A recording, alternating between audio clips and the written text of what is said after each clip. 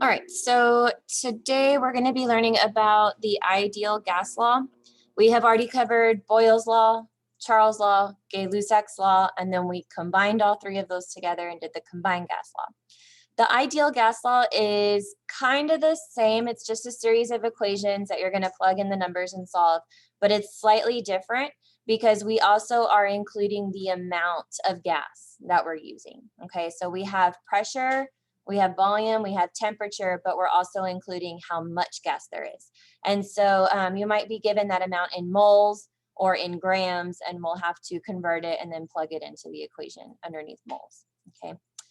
So as you see here, the ideal gas law describes the behavior of an ideal gas. So not a real gas, but it's a gas that fits the perfect assumptions of the kinetic molecular theory. But that equation is still applicable to real gases. We can use this equation to kind of assume what will happen to a gas under certain conditions, okay? So this is theoretical, but it's actually useful in real application as well. So the ideal gas law equation is PV equals nRT. So you have pressure times volume has to equal the amount of the gas in moles times R, which is called an ideal gas constant. I'll explain that in a second. And then times the temperature. Okay, so the pressure, it can be in whatever units, okay, whatever is given to you. The volume has to be in liters. Okay, so if they give you milliliters, you need to divide that by 1,000 to put it into liters first, okay? And then N stands for the number of moles. So that does have to be in moles. If they give you grams, you have to change it to moles before you can plug it in. The temperature has to be in Kelvin. So if it's in Celsius, you have to add 273, okay? And then the R is the ideal gas constant. So you're gonna choose the R that matches the units for your pressure. If your pressure is in ATM, you're gonna use this R value, okay? So it's already a number that's given to you. You just have to look it up and plug it in, okay? If they give you millimeters of mercury or torr, you're going to use 62.4 for R. If your pressure is in kPa, you're going to use 8.31 for your R. Okay, and then here are all of the equations written out in the different formats depending on what you're solving for. Okay, so you can only solve for pressure, volume, the amount of moles, or the temperature. Okay, so there are multiple more examples here, and that's it, okay? So on your PowerPoint, if you need more examples, you can go through them. But what I wanna do is go through actual examples with you guys that I posted on your module. So if you look here on your module, you have those notes that we just went through with the ideal gas constant and the equations and the examples. And then I'm gonna go ahead and do these examples with you guys as well. Okay, so you can refer back to those. You don't have to copy them down, they're here. All right, so let me go ahead and pull up the document camera and we'll go over those examples.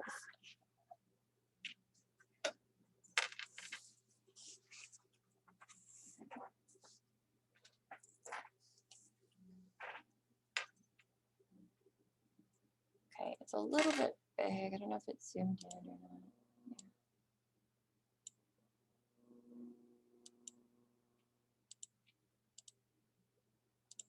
Okay, so I went ahead and put the equations on top that you'll need to refer to. And the first one says, what does the N stand for in the equation? Okay, so the N stands for the number of moles.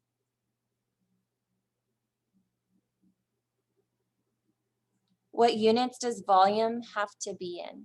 Does anybody remember that one? That's temperature. Temperature needs to be in Kelvin. What about volume? Milliliters or liters? Liters, okay. How many liters is 546 milliliters? Well, all you do is divide it by 1,000, okay? And you would get 0.546. How many moles is 20 grams of H2? And the reason why I put this question in there is because if they give you grams, you can't plug grams into your equation because you can only use moles. N stands for the number of moles. So if they give you grams, you have to change it into moles before you can plug it in, okay? So we're going to take 20 grams of H2 and you're going to put 1 mole of H2 here. And you would have to look up the molar mass of H2 on the periodic table. Hydrogen is 1.008, but it's H2, so there's 2 hydrogens. So that's going to be 2.016. So these units cancel out and you're left with moles. So what you do is take 20 times 1 divided by the molar mass. Okay, so basically anytime you see grams, you're going to divide that by the molar mass of the substance. All right, this one ends up coming out to like 9.92 moles. How many grams is 9.2 moles? Okay, so if you're given moles and they ask you, like, if you're plugging in or you're solving for N, your answer is going to be in moles. But if they ask you how many grams is that, you would have to change moles into grams. Okay, so if you have moles and you want to know grams, instead of dividing by the molar mass, you're going to multiply by the molar mass. Okay, so here we would take the 9.2 moles of CO2. This would be a 1 on the bottom, and the molar mass would be on top, which is 44.09. Okay, so you multiply the top, divide the bottom, but the bottom is just 1, right? So it's just like you're just multiplying by the molar mass. Okay, this one ends up being 404.88 grams of CO2. How do we get, it says, what is 395 Kelvin in Celsius? So if you're in Kelvin and you want to get back to Celsius, you have to subtract 273. Okay, so if you're in Celsius and want to go to Kelvin, you add 273. To go the opposite, you have to subtract it. Okay, so 395 minus 273 would give us 122. So those are just some basic things that you have to know how to do before you can even start working on the problems or plugging them into the equations, okay? So remember what everything stands for: pressure, moles, the R constant, you have to choose from the 3 options that are available, temperature in Kelvin, volume in liters, okay? And so up here on the top, I'm just gonna write down what the R constants are so we can see them. If your pressure is in ATM, you're going to use 0.0821 for your R. If your pressure is in torr or millimeters of mercury, you're going to use 62.4. And if your R is in kPa, you're going to use 8.31.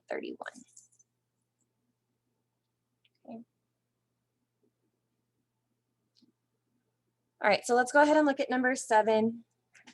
When we're doing the ideal gas law, there are multiple things you have to label: P, V, N, R, and T. Okay, so as you're reading it, it says, what is the volume? Okay, that means that we are looking for volume of 3 moles of a gas. So N is 3 moles. That has a pressure of 750 torr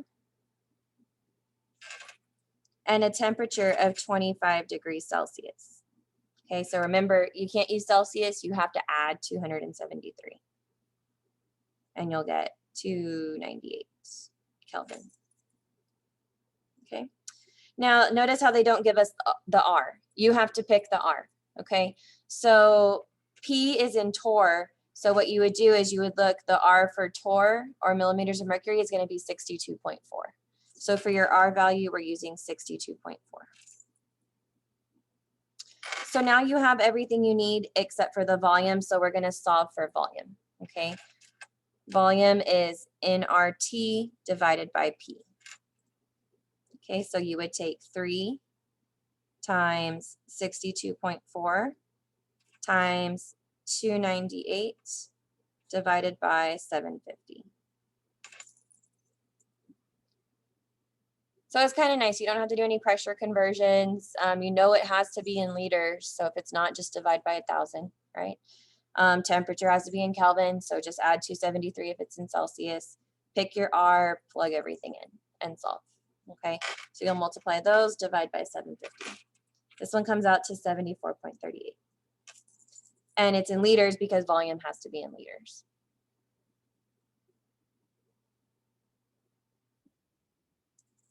Any questions over that one, you guys?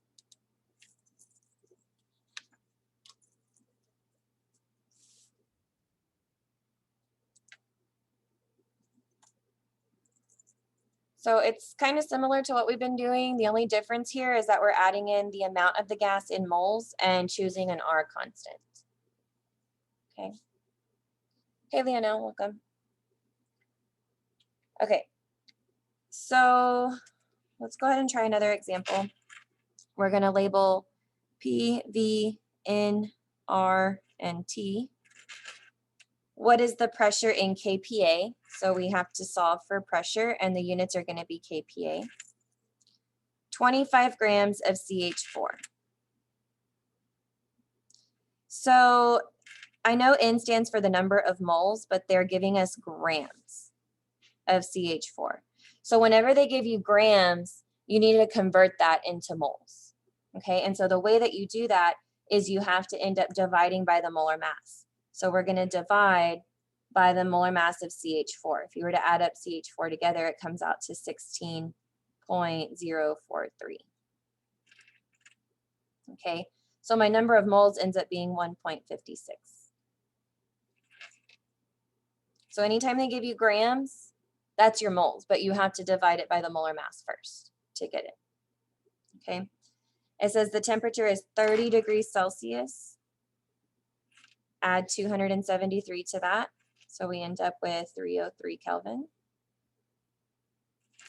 And then the volume is 6.2 liters. It's already in liters, so that's good. You don't have to convert it. R. Our pressure is going to be in kPa. So back up here at the top, you're going to pick the R value that goes with kPa, which is 8.31.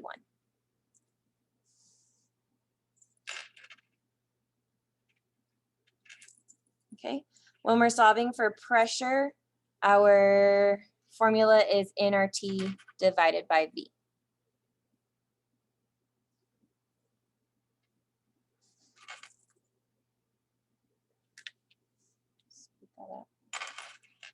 So that's going to be 1.56 because it has to be in moles for the N, times the R that we chose is 8.31, times the temperature in Kelvin, divided by the volume in liters.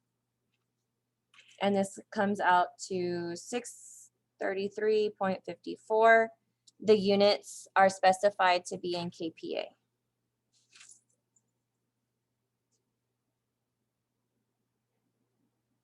So this one was a little bit more complicated because they didn't give us moles, they gave us grams. Okay, any questions over this one? Just remember that this right here is the molar mass.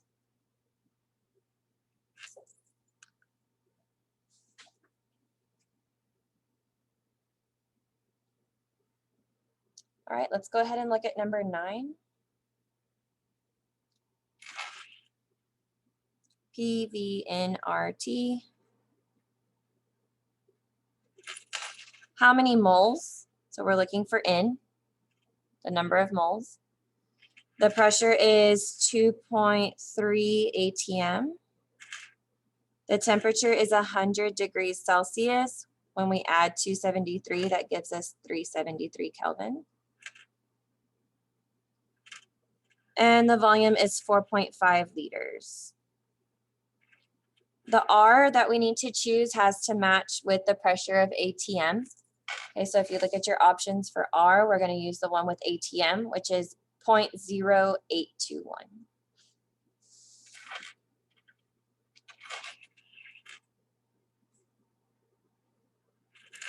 And then we're solving for N.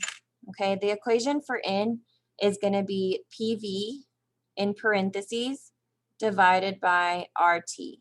in parentheses, okay? Now you have to use the parentheses when you're typing it all into the calculator, okay? Because it tells the calculator to multiply the top first and multiply the bottom and then divide those two numbers, okay? If you don't put the parentheses, the order of operations gets off and you'll get a different answer. So we're gonna put parentheses 2.3 times 4.5, close parentheses, divided by 0.0821 times 373, and close your parentheses. And this one comes out to 0.33. We're solving for moles, so your units are in moles.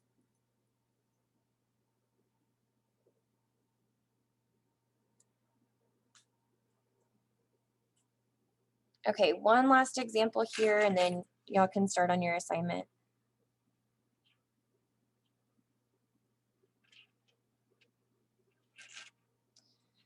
What is the temperature? So we are looking for temperature. They give us 5 moles, has a pressure of 1 atm, and a volume of 800 milliliters, okay?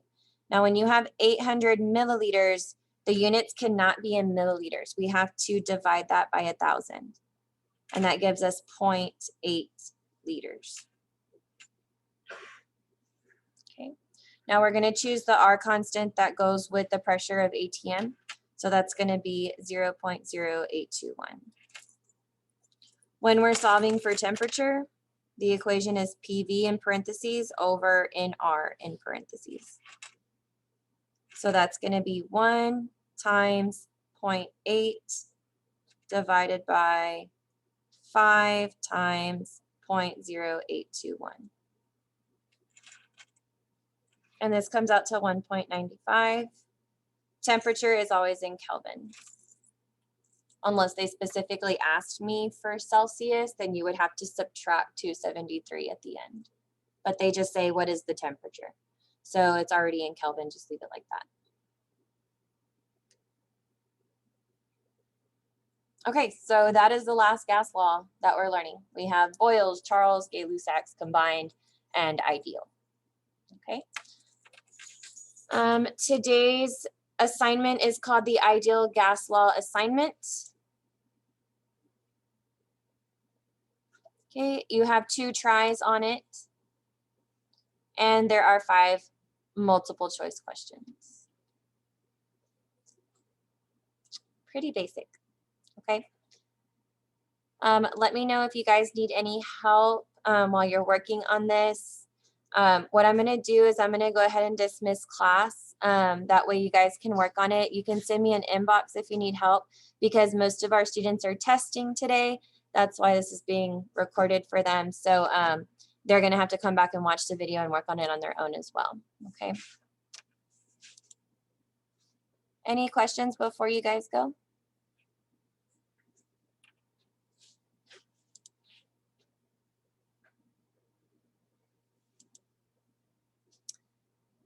All right, bye everybody. Have a good afternoon, day, everything, etc.